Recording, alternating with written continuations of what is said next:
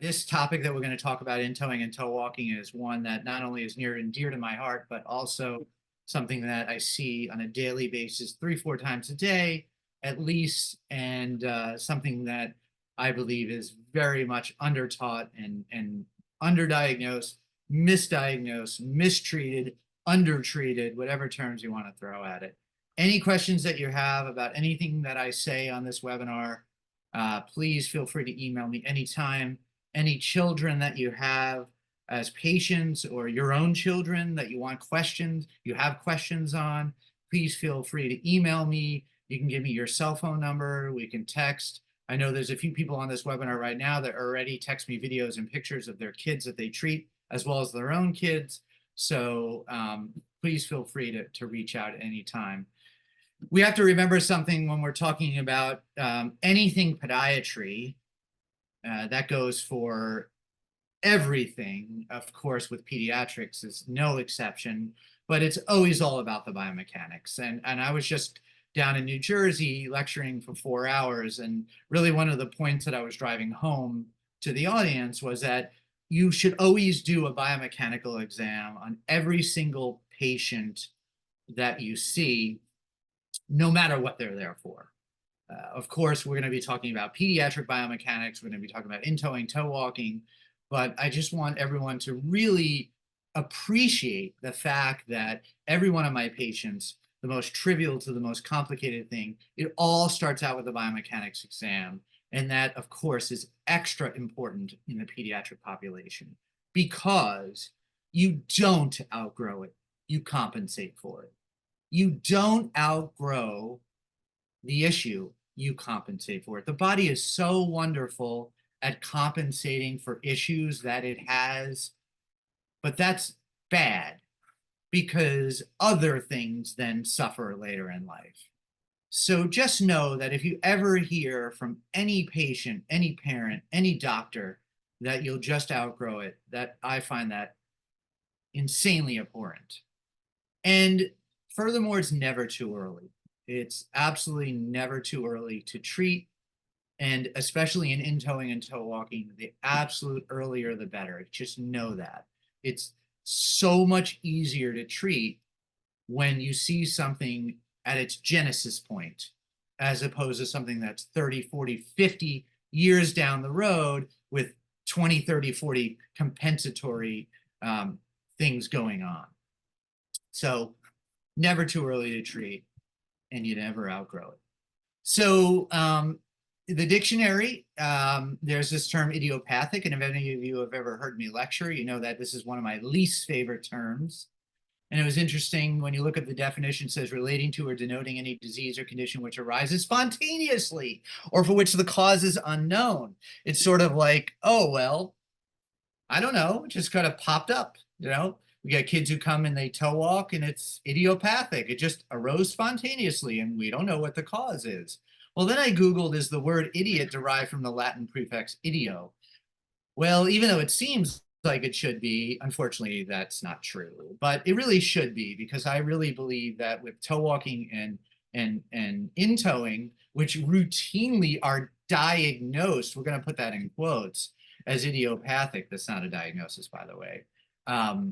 That we really need to work harder at figuring out an explanation. So anytime I get a patient who comes in who's in towing or tow walking, and I know that they've seen a previous doctor, I'll put this red shirt on and go on and see the patient so they know that I'm not an idiot.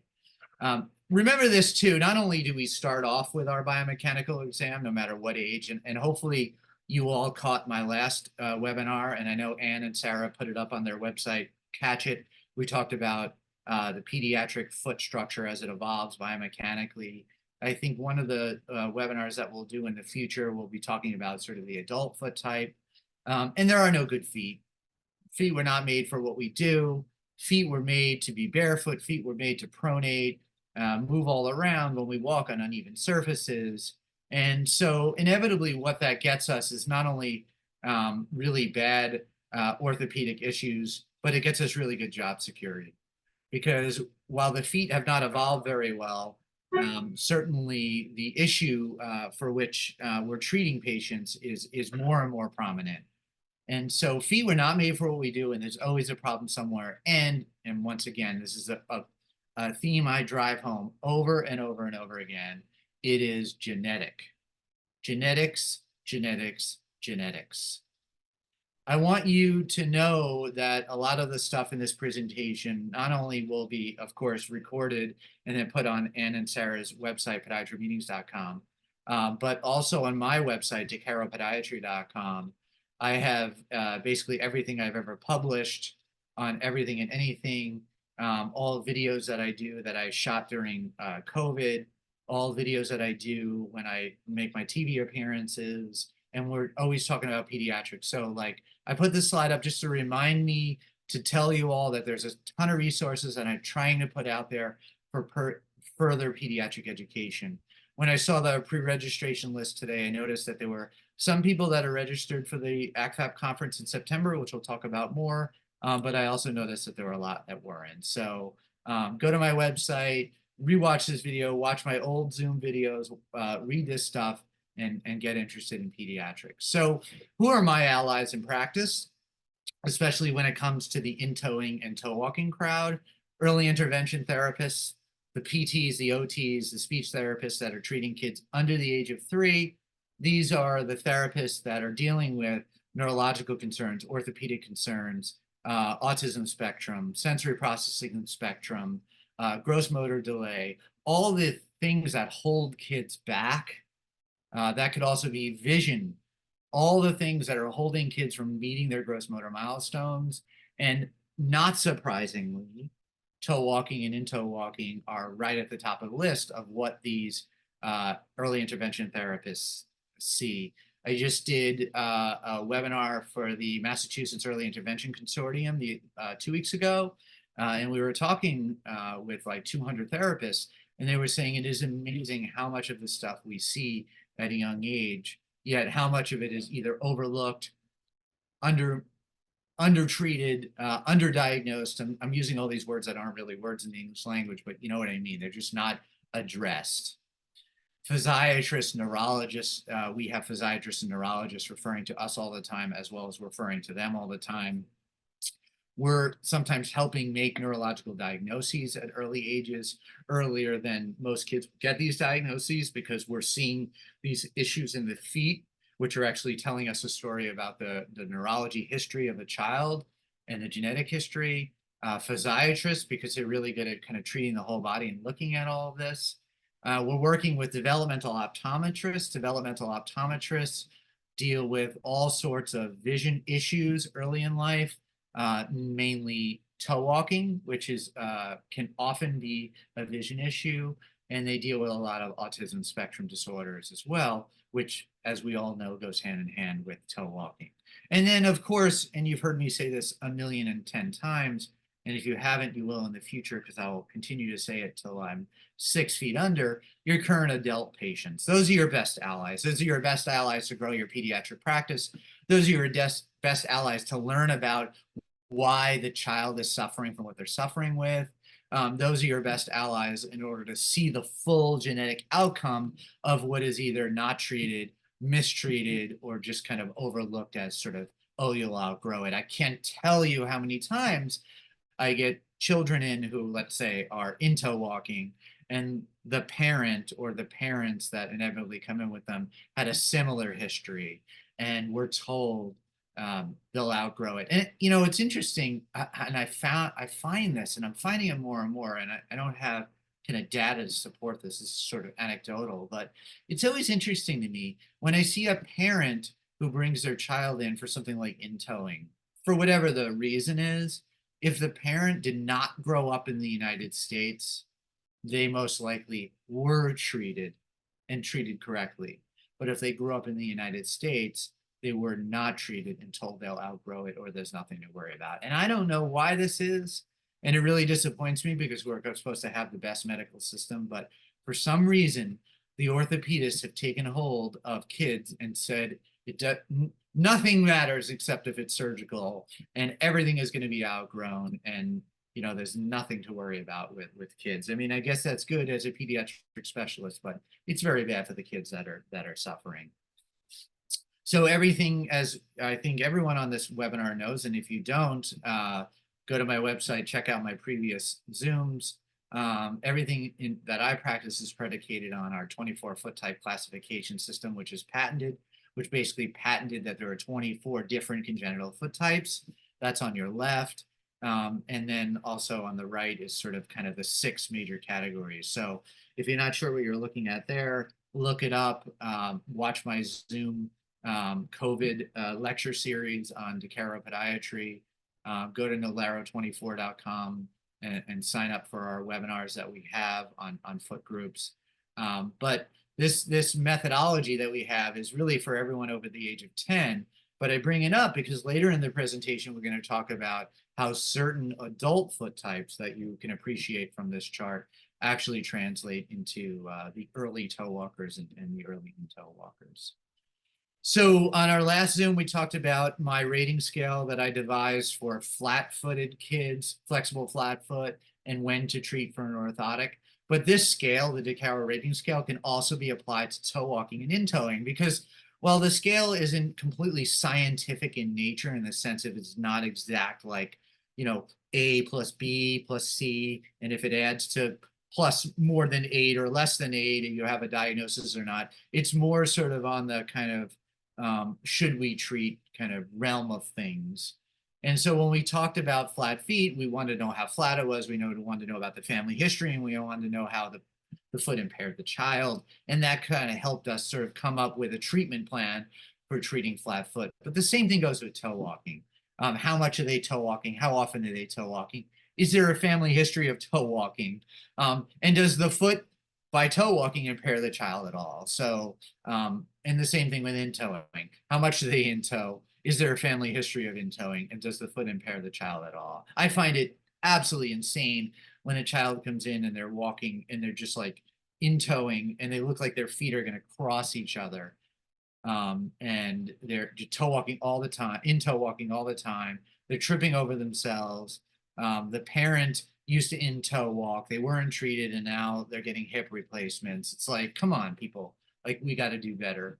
We got to do better with how we're treating. Does the foot impair the child at all?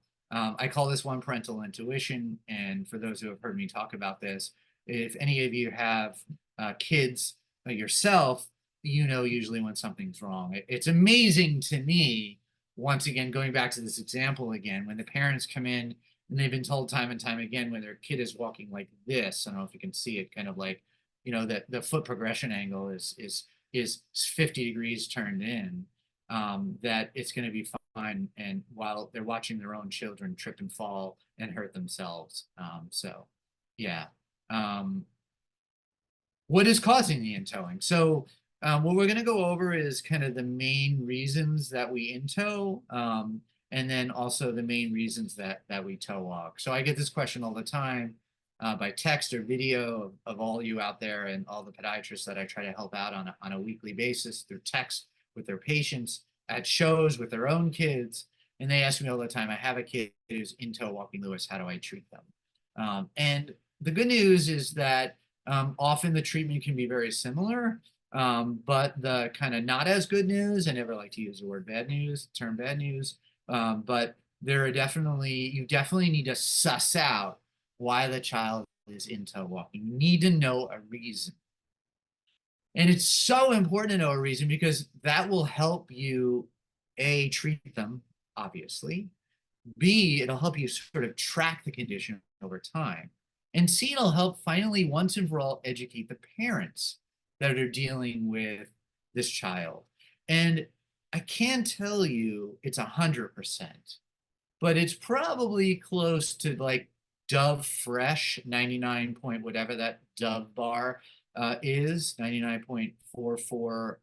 Maybe it has a line over it, maybe doesn't, repeating, I don't know. But it's close to 100% where parents will come in and say, I saw this doctor, usually an orthopedist, whatever, and they said nothing to worry about. I said, okay, fine. They told you nothing to worry about. Did they at least tell you why they're in-toeing? And I know I'm like gritting my teeth. And when I ask this question, biting my tongue, not gritting my teeth. I do that at night.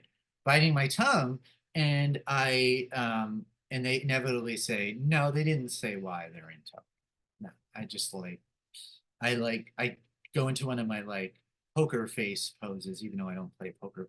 I go into one of my poker face poses because it's so hard for me not to just be devastated that these parents with these concern with their little kid are not getting any answers. So in towing, a complete history and physical and use of long-term follow-up is totally key to management. History and physical is, of course, imperative in everything we do, but in kids, it's just so important. So why do we in tow? We're going to go over these in individual slides, but we know can be internal tibial torsion.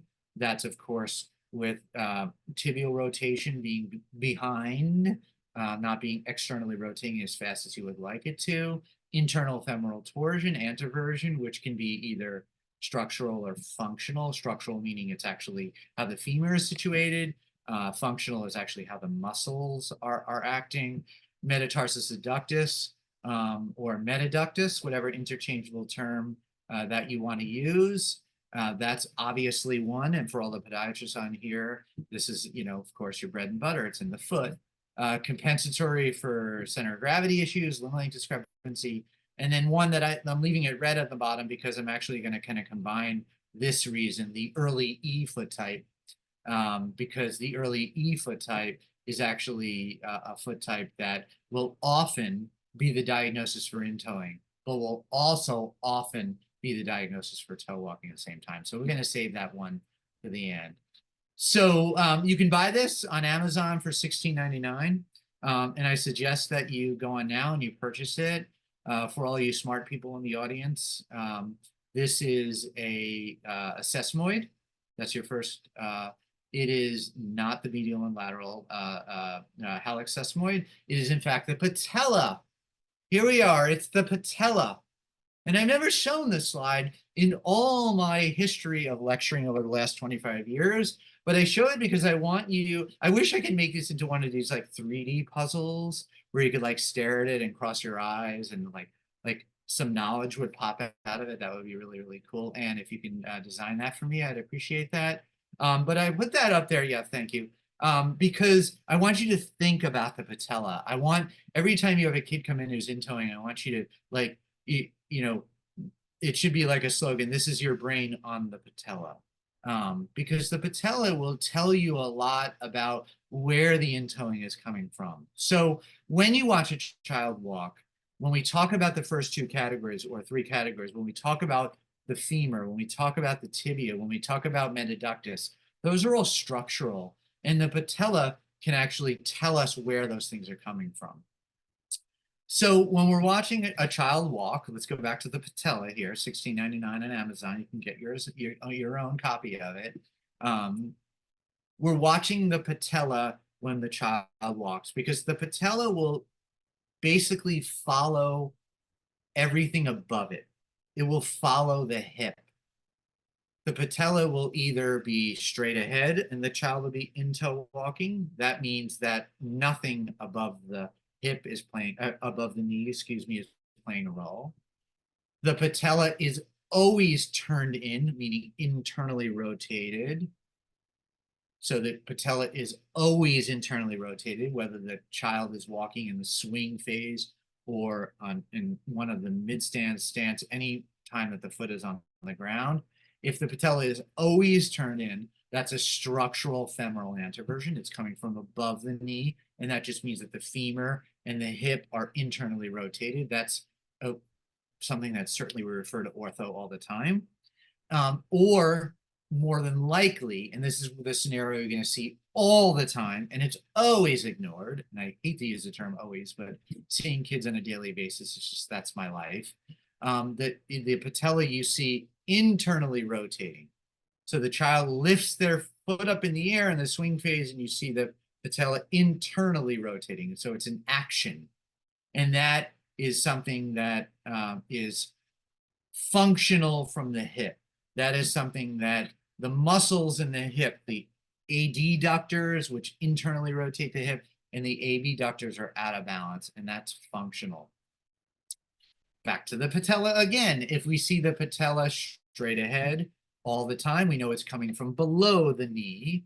But if the child is still walking in-toed, we know that it's either tibial torsion or we know that it's metaductus.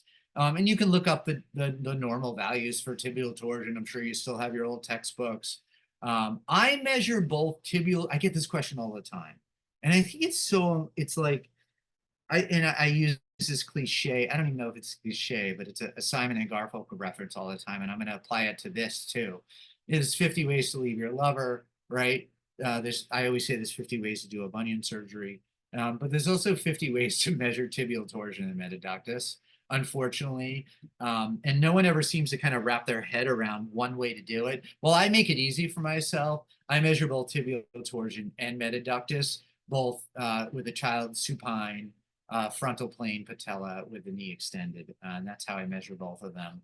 And I have my scales that I use in order to treat based on how severe it is and of course, what age it is.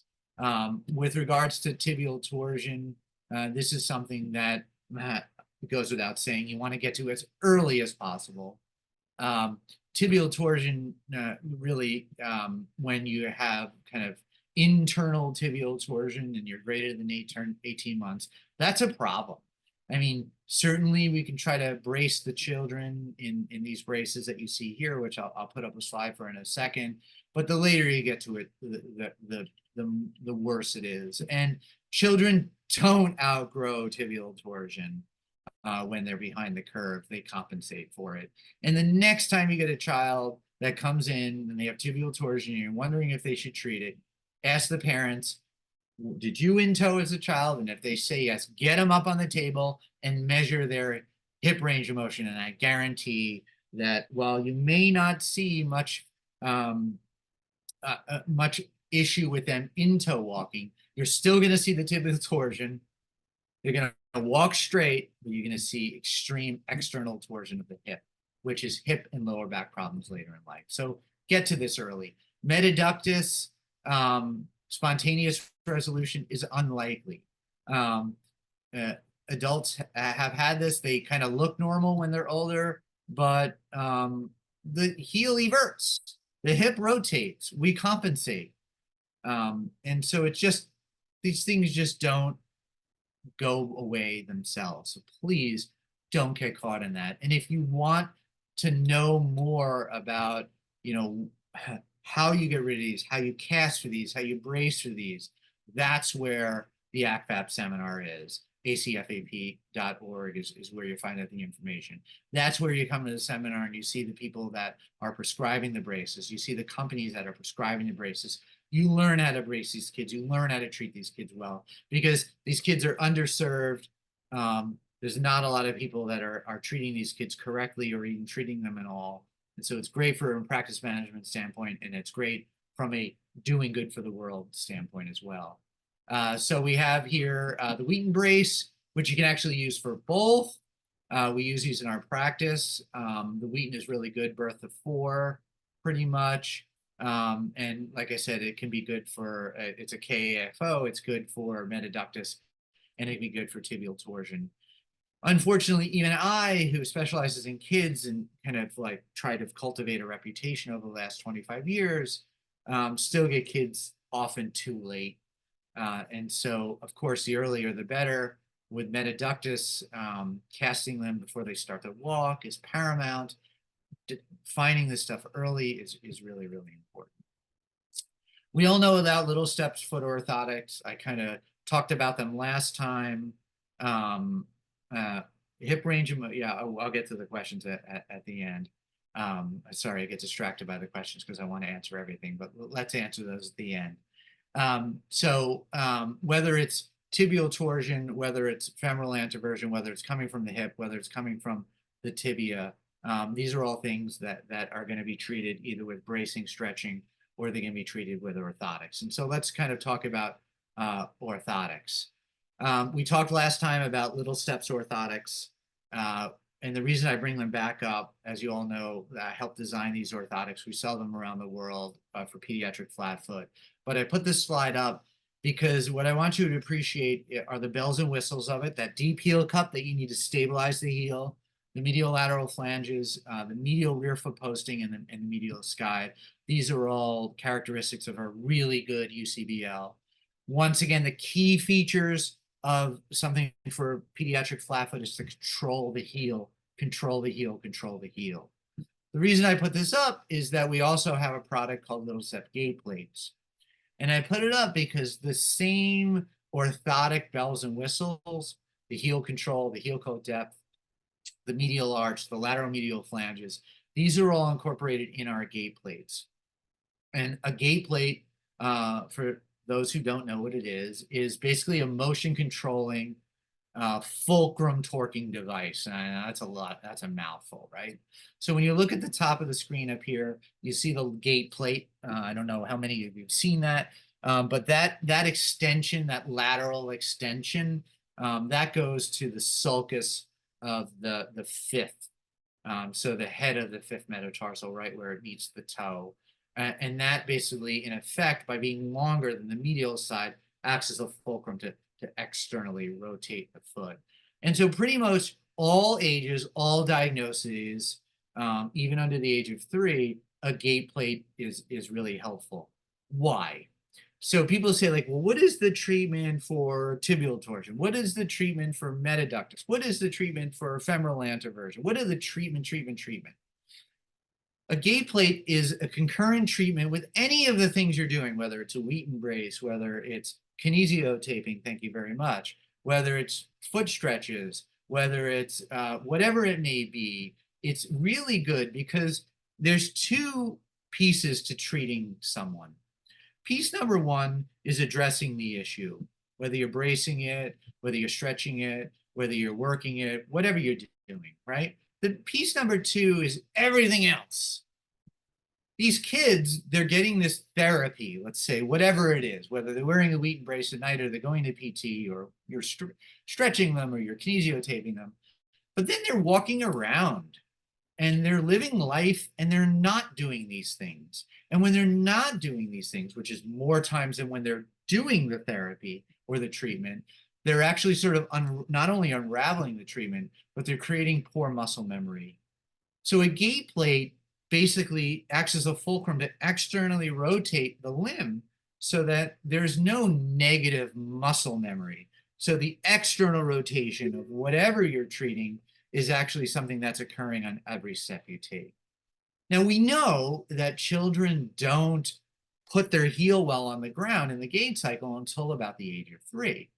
But even under the age of 3, they're bending down, they're playing, they're squatting, and a gait plate can be a really great way under their feet of disincentivizing them to go into the W position, which you don't want, right? Of course, you don't want to cultivate a W sitting position. So this is a really great way of helping them as well, even though a gait plate per se in the gait cycle will work best when you go heel to toe. So gait plates, all diagnosis, all age. Make sure that you have all these bells and whistles in it. Don't get a gait plate that's flat. Remember, a flat orthotic should never treat a flat foot. A flat gait plate should never treat in toeing. This is how you fit and size your gait plate. Of course, we'll send everyone on the Zoom the ability to order gait plates from us and start treating your kids with them, but this is how you fit your gait plate, and this is the way that gait plates look. Let's talk about toe walking now. Many of you, I recognize many of your names, some I don't. So for those who haven't heard me talk about this, I'll say this fact: 85% of the literature of toe walking is defined as idiopathic in the literature. 85% of toe walking is described as idiopathic in the literature, meaning 85% of the time, I'm going to do I know I repeated it twice already, but a translation, kids aren't getting any answers and they're toe walking, and that's bad because they're not going to outgrow it. They're going to compensate for it. Same as in toe walking. They don't outgrow it, they compensate for it. So why do we toe walk? We're going to go over each slide again individually. Tightness. We all know tightness. Be careful with tightness, though. We're going to talk about tightness. But tightness is a very difficult diagnosis to accurately make in toe walking. And you say, well, Lewis, that's ridiculous. Like I just measure their equinus, right? I mean, duh. I mean, tightness is one of the easiest things to measure. Well, the difficult part about tightness, and I'm going to talk even more about this because I want to drive this message home, is tightness may be a result of something else that created tightness. Years of toe walking that created tightness. You may be think you're looking at the chicken, but there's been a chicken and an egg and a chicken and an egg and a chicken and an egg that have preceded that chicken that you're looking at, right? Following me? I hope so. You can watch this video again if I lose you. So tightness is one of those things that you're going to go to the office tomorrow and you're going to be so excited and you're going to see a 15-year-old that toe walks and you're going to measure and like, oh, awesome, they're tight. I'm going to treat that because he said one of the reasons we toe walk is tightness. Well, how many chickens and eggs are in that equation? I can guarantee you there are a lot. And if you want to test me on this, whether you're a male or a woman, I certainly don't discriminate. Put a pair of 6-inch high heels on for like the next 5 years or 15 years, and then see how tight you are. Neuromuscular, rheumatological, we're going to talk about that. Could be limb length discrepancy, sensory processing, autism, vision, and then that early E again, which we're going to talk about. So you're not paying enough attention to equinus in general, okay? So I'm just going to go out there, and if you're not dispensing like 3 to 10 equinus braces, shout out to my buddy Pat Tahir, one of the most influential and genius pediatric podiatrists in our country, lecturer, surgical workshop, leader in ACFAP, APMA Board of Trustees member and inventor of the equinus brace. You're not doing enough about equinus. Equinus is the root of all evil. I mean, we're lucky in our profession that we have biomechanics, which no one has good biomechanics, and then we have equinus, which so many people have equinus, and both are totally screwing around with our patients. So we have a really good palette and plate to work with. The worst foot in the world is the one with the fully compensated equinus deformity. So hold up for a second. Wait, Root said this, right? Okay. The worst foot in the world is the one with the fully compensated. Oh, let me translate that for you. The kid who toe walked, who doesn't toe walk anymore later in life, they compensated for it. The worst. That's not good, right? You ignored it. And now it's some compensation which is creating all these orthopedic problems, keeping orthopedic surgeons in business, making them so happy. The back doctors are doing a dance that you're ignoring the equinus. So equinus, get a good history, especially if you're seeing the kids late who are toe walking. Get a good history. Is there neuro? Is it CP, MD, CMT, autism spectrum disorders? You know, get a good neuro history. Often when we get kids really young, we're forming the neuro history. We're referring to neuro because we see early stages of CMT. We're actually diagnosing, not necessarily diagnosing CP, but adding to the diagnosis and seeing these things at a young age. And then one little, who asks about rheumatology? Who asks about arthritides in the family? Almost no one. And no disrespect for the 300 people that are on this Zoom or that signed up, maybe, and the millions that watch this in the future, maybe you all ask a good rheumatology history, but you have to, because certain arthritides will cause shortening of the Achilles as well. Sensory processing disorder. This makes up probably like, I don't know, 35% of toe walkers, and probably 34.98% of them are not diagnosed correctly or told they'll outgrow it, or they're told that this is idiopathic toe walking, we don't know why. Sensory processing disorders. It's basically often on the autism spectrum, not always on the autism spectrum. This can involve vision, it can involve smell, taste, it can involve sitting at the dinner table and like a bird chirping in the distance is driving you nuts. That's any sort of like sensory issue that you have, and toe walking is not any different. These kids, they toe walk at a young age, because they don't like the feel of socks. They don't like the feel of grass. They don't like the feel of wearing shoes. They don't like the feel of X, Y, Z, A, B, C, the whole alphabet. And so importantly, a history, especially if you're getting these kids late, is what is their sensory profile? Are they seekers? Are they avoiders?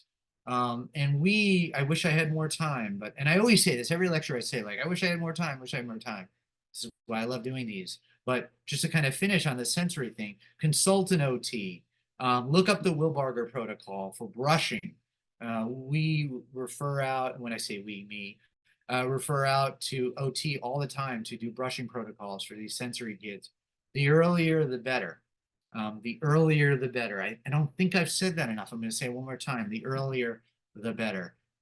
To find the genesis of these things. I can't tell you how many times I have a 12-year-old and we find out that when they were 8, the hardwood floors in the home, the parents kept them barefoot and they didn't like the cold hardwood floor and they went up on their toes and they never learned how to heel strike. And then they developed Aquinas, and then Ruth's quote. Does your patient's feet need eyeglasses? So we have little steps, we have little step gait plates, we have quadriceps for adults. Many of you use them, our adult line, which we'll talk about in the future. And then we're going to come out with eyeglasses for the feet. I think this is like going to be the new age of orthotics. Certainly we have to work out the kinks of tying the feet together in one pair of eyeglasses. I'm totally kidding, of course. But one of the other major idiopathic explanations of toe walking is vision. And we had this woman, Teresa Ruggiero, she came out to one of our Jackson Hole conferences at Grand Tetons, and she lectured about the importance of vision. So when you watch a child walk and they're toe walking, quick and dirty rule, have them change their gait, have them look up, have them look down, have them look straight ahead, see if their angle of gaze changes their toe walking. And it's so mind-blowing when you see a 2-year-old and they never come off their toes. Like, parents are like nonstop on their toes, you name it, 100%, yada, yada, yada. And then you tell this kid to look at the ceiling when he walks, and he's a flat as a pancake. He's off his toes for the first time ever. You also want to know too, like with these kids, can they control the toe walking? Especially with the young kids. With the older kids, often, because you get them too late, they can't control it. So in those kids who used to be able to control it, but now can't control it, we're putting them in Aquinas braces, we're stretching them, we're getting them out of the tightness, and we're then trying to kind of work backwards with the history and find out why they're toe walking. But sending them to a developmental optometrist in your area, there are very few of them, but developmental optometrists are really good at kind of sussing this out. Toe walkers with autism, on the autism spectrum, often vision plays a huge role. Once again, changing the gaze when they're walking. And also too, for those sensory seekers, how many sensory seekers out there? How many avoiders out there, right? The seekers, temporary decrease in toe walking. My child was on a trampoline, no, trampoline's a bad example because you're saying like, oh yeah, they got stretched on the trampoline. They were on a swing, and seekers they'll swing for hours. They come off the swing and they're not toe walking anymore. So this is all part of the of neurology and understanding sensory processing disorders, understanding autism spectrum disorders. We had a great talk last year at ACFAP on the spectrum disorders. Even if you missed some of these seminars that we've had over the last 9 years, when you come to ACFAP, we get on a bus the day before the seminar, and on this bus, there's like 50 of the most intelligent pediatric podiatrists and others dealing with pediatrics on one bus. And so, like, even though sometimes you won't get a topic at our seminar, or you're not getting enough out of this because you want more, you want to know everything about, sensory, you want to know everything about seekers and how it applies. You sit on a bus for 14 hours, basically, not on the bus, but we hike and do that. And you get to pick the brain. Like, I had a hike last year at Arches, an hour and a half hike And we talked about Down syndrome in feet.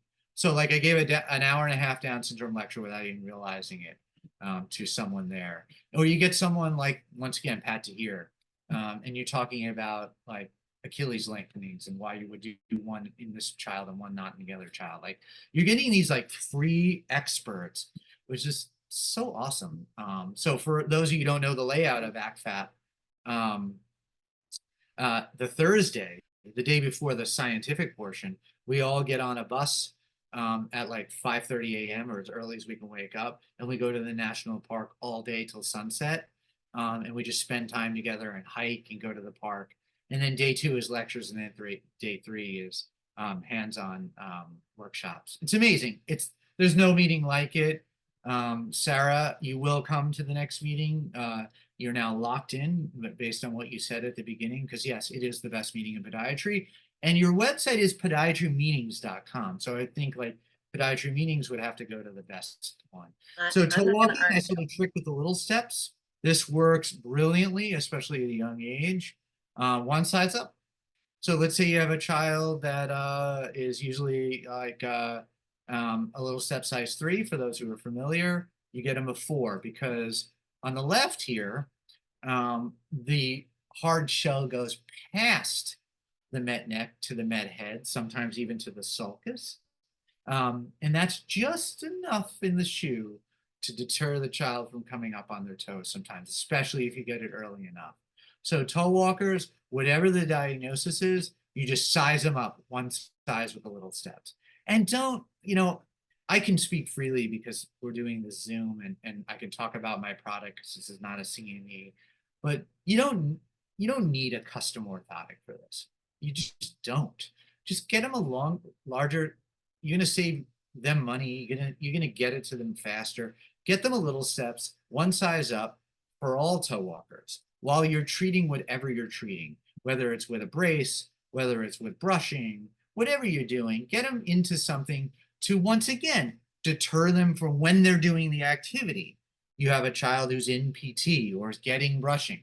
But what about the other like 8 hours of the day that they're walking around in school? You want to concurrently complement the treatment with a little steps, regular little steps, that's one size too long for them. And they're going to put it in their shoe, and it's going to annoy them just enough that they don't complain to their parents, but it deters them from going up on their toes. It's really, really brilliant.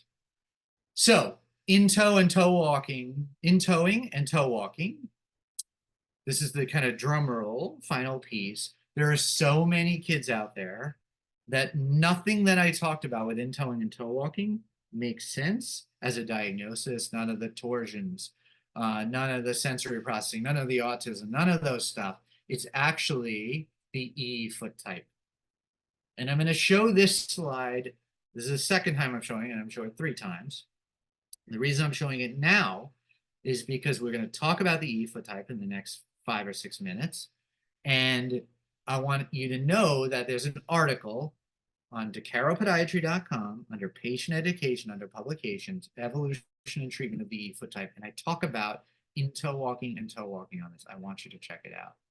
So the E foot type is the foot type that in a child will often manifest itself as a toe walker or an in-toe walker. So we refer to it as the premature EY. So we know from my other lectures, hopefully, once again, most of you have seen them. If not, go to the resources I listed before, check out the foot typing algorithm we have, check out the patent, and know that there is an E foot type. And the E foot type is a foot type that we can define starting at the age of 10. Remember, all these foot types kind of start at the age of 10. Start meaning we can define them. They start certainly in, in the zygotic phase, right, of pregnancy. But over 10 is when we can really say like, they're an E, they're a D, they're an A. But the E, we often see at a young age, 1, 2, 3, 4, manifesting itself as an E before we can make the diagnosis. So here's a really good example. Here's a kid who toe walked on the left. And this is a 1-year-old toe walking because they're a premature E. Now, the E is a foot that lands in rear foot varus, but also has a forefoot varus. And if you don't know what that is, I got plenty of videos on the E. Check them out. And so, in effect, what happens is that the foot will pivot and drop down in the adult foot type, meaning 10 and older. So they land on the outside, they'll pivot and drop down. Now, an E foot type over the age of 10 has a rigid forefoot varus, often, sometimes flexible, but it has a forefoot varus, meaning the second metatarsal is higher up off the ground than the fifth. In the premature E's, certainly the bone structure isn't kind of nailed down, but there is, when you feel the 1-year-old, 2-year-old, 5-year-old, 6-year-old, you can feel the discrepancy of how high the metatarsals are. And because the metatarsals are cocked up medially, you get a foot that has to collapse into it. So it's rear foot and forefoot varus. So imagine kind of the foot is cocked up, right? When you put a foot in subtalar neutral, rear foot varus, forefoot varus, you have the medial column completely lifts up. When you're old, 10 and up, I consider that old in my field, right? We have to pivot and drop down. But when you're young, you don't have that rigidity in your foot. And so you just drop down or in, and you in-toe walk. Or because it's so flimsy and so flexible, and you have this rear foot and forefoot varus that's starting to form, you go up on your toes to compensate. So toe walking and in-toe walking. So here we go. Here's a premature in-toer. I mean, this is, it's like, this is everything. So these kids that are in-toeing, look at their parents, learn the foot types. Is it an E? Read the article, watch the videos. You're going to be blown away. It's so amazing. And you can get to these kids early. Get to them early. I'm pounding this IKEA table. I'm going to break it, and then my screen's going to fall if I get any more excited. Remember, you don't outgrow it. You compensate for it. Remember that. Is there out-toeing? No. That's forefoot varus. That's another topic. There is no out-toeing. There is no out-toeing gait plate. External rotation is very rare. When I say no, there isn't, it's just very rare. It's often coming from forefoot varus. Strengthening the hip with these kids, do it after you put them in orthotics. You're going to send them to PT for hip range of motion. You're going to send them to PT for hip strengthening, core strengthening them. Put them in orthotics first. There's nothing more that gets me upset. Well, not nothing more. I get upset about a lot of stuff when I see kids who are mistreated, but that go through like 3 years of PT and like they have the worst feet and they're just kind of unraveling everything that the PT is doing. Remember this one, you knew I would throw this slide in here if you ever heard me talk. Who gave you those feet and who'd you give those feet to? So who gave you those feet? You're asking the kid, and then you're asking that existing adult patient, who did you give those feet to? You got to come out. You got to come out to this. I mean, it's amazing. acfap.org. Email me for the info if you can't find the website. drlewisjames@gmail.com. This one's in Palm Springs. On the Thursday, we're going to Joshua Tree on the bus. We're going to be walking around for 14 hours, taking pictures, talking about pediatric feet. Got an amazing lineup. I mean, just the welcome address is amazing for 15 minutes, right? You can't go wrong. We have legends of pediatric podiatry coming in. We have pediatric podiatry practice management, hands-on cadaver surgical workshop, hands-on verruca workshop. We got digital deformities, coalitions. We got connective tissue disorders, autism spectrum, surgical, non-surgical. It's really, it's mind-blowing. And then we always take a picture too for everyone on the bus. Here's just a gratuitous picture of my treatment room. Here's a gratuitous picture of my website. I show this because up at the top left, you see what's my foot type. I want you to go there and learn the foot types. And then, of course, a gratuitous picture of my kids and my dog Gus when we just got him. Now he's 6. And those kids are bigger too. So yeah, all right. Well, it wasn't 514 slides, Anne, but I have a lot to talk about. And so this one was tough. It was only 2 topics, but there's a lot to talk about. Well, it was great. It was great. And I love how you got distracted by the questions midway. You were like, I'll get those at the end. So, so don't worry, we're gonna get to those I get questions. excited. I love questions. All right, so an easy one. Can we get a Oh, good. copy of You got to start easy. yeah. Can we get a copy of the slides? I know that we always publish the recording on our website, but what are your thoughts on sharing the slides? You know, I mean, honestly, I have no problem sharing the slides, and we can try to figure out a mechanism for doing that. Like maybe, and I'm kind of putting you and Sarah to task now. Maybe there can be like a separate section where we can throw some slides on. Like if you want the PDF attachment of the slides, I think that'd be amazing. We can easily put under the recording just a button with the PDF of Love it. your presentation. You know how I love making suggestions at podiatrymeetings.com. Yes, we love it. We do love it, especially on the No weekend. sarcasm in that. Going on. We do love it. I'm totally joking. Yeah, no, absolutely. Sarah, you want to take a next one? Sure. Okay. I don't know if I'm supposed to say ROS, hip ROM, hip ROM. I'll read it. How about that? You want me to read this one? I think that's a great idea. I feel like that I know Dr. Fine. How you doing, Dr. Fine? I totally talked about hip range of motion, but I guess more in the abstract, right? So hip range of motion comes in two forms. One is the functional, so the muscle imbalance. So that's super important. And then one is sort of structurally, and when we measure our hip range of motion, we're looking at what is our end range, what are we structurally locked in at, but then we're also looking at functional. So that is very, very important at learning how to do hip range of motion. We teach that at ACFAP seminars. Maybe I'll even do a webinar on it. Certainly, you know, that's something that you need to know. Can I read the next question? Go right ahead.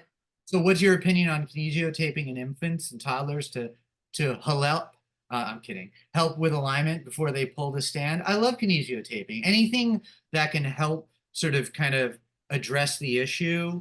I assume maybe we're talking about one example of metaductus, where we do diaper stretches, stretches at the mid-tarsal joint. I think kinesiotaping, whether it's in-toeing, metaductus, tibial torsion, anything that kind of counteracts the motion functionally, I think is amazing.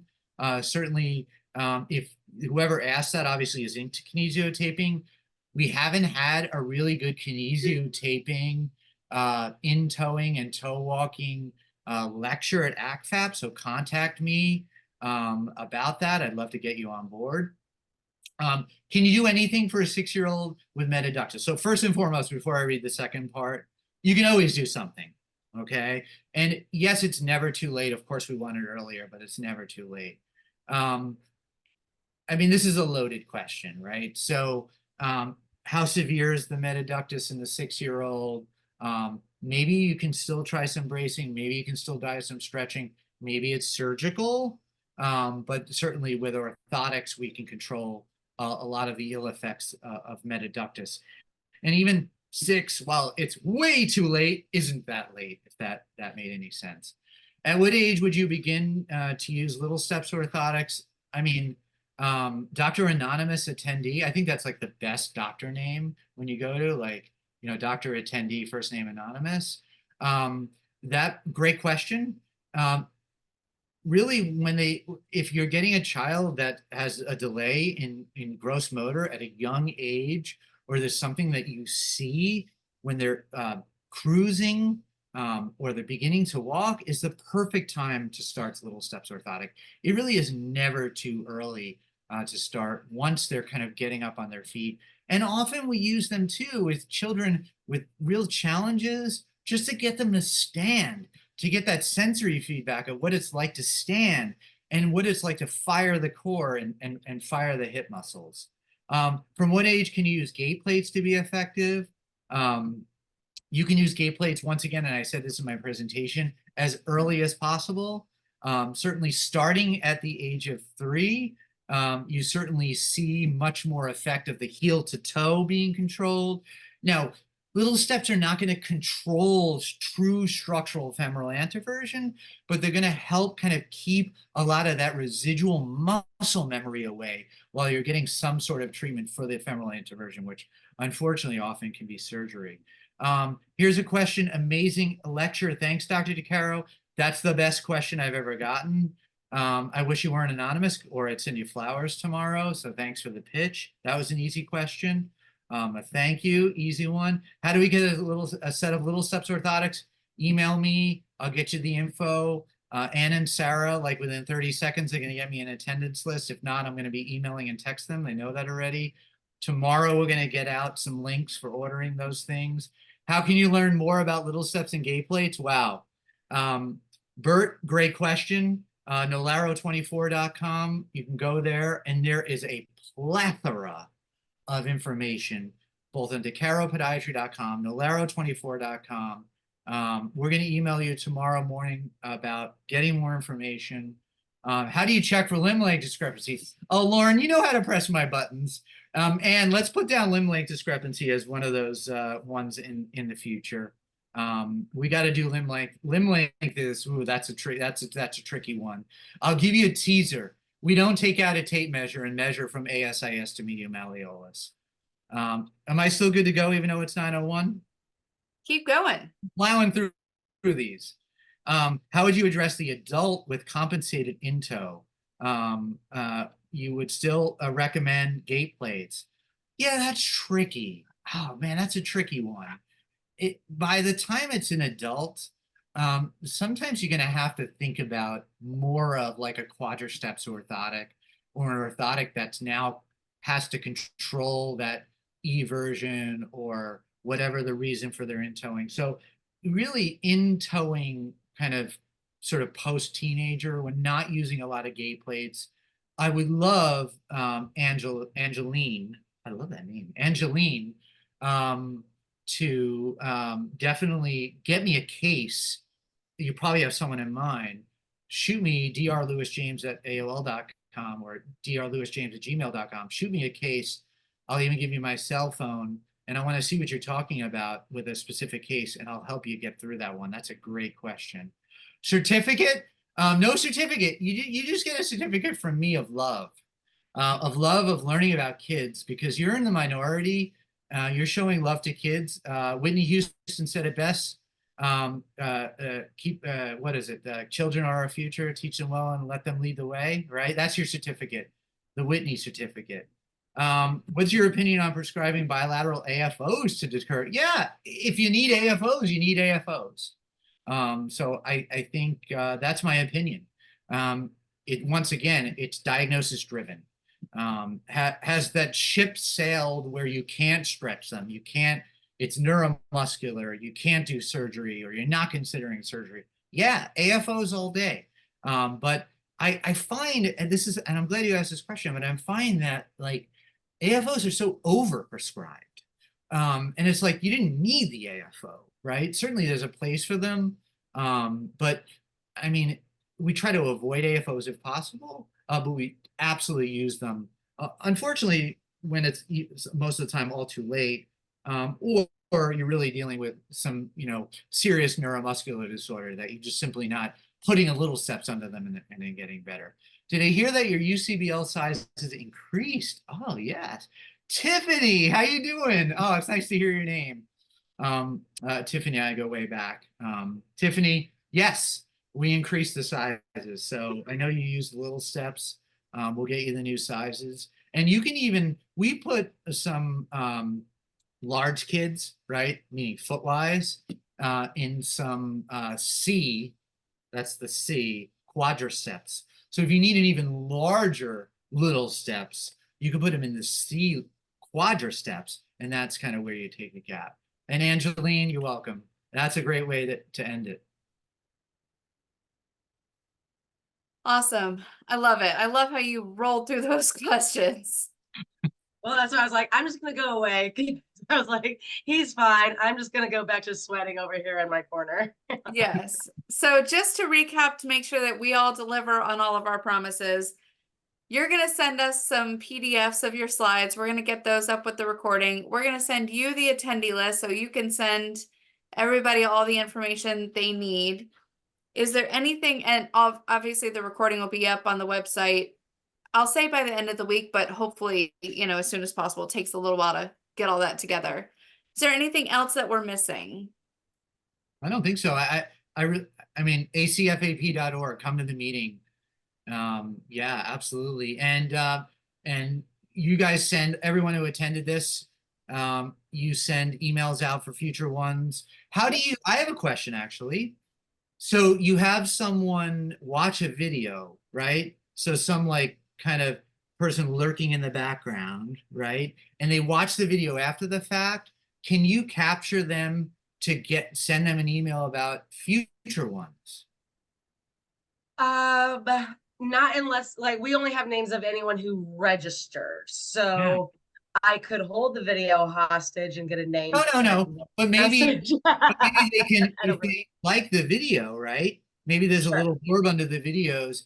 Email Sarah or Ann to put you on our list for future ones. Being that you're a lurker now, we're going to make you an actual participant later. All the other anonymous attendees out there. The lurkers, hiding in the bushes. Hiding in place. I like it.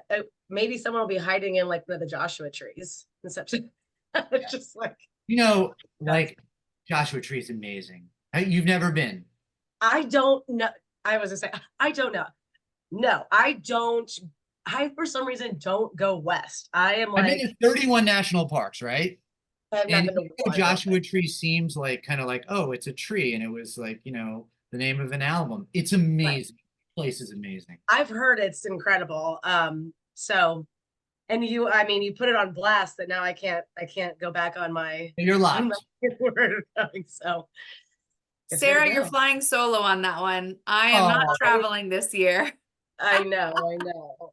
Unless I think I'm due that week or something. How exciting would it be to have your baby at Joshua Tree? It would be exciting. And you know what? We get a lot of multi-specialists that come in. Maybe that would incentivize some of the OBs to come in to do the delivery, and we can do an exam right at birth.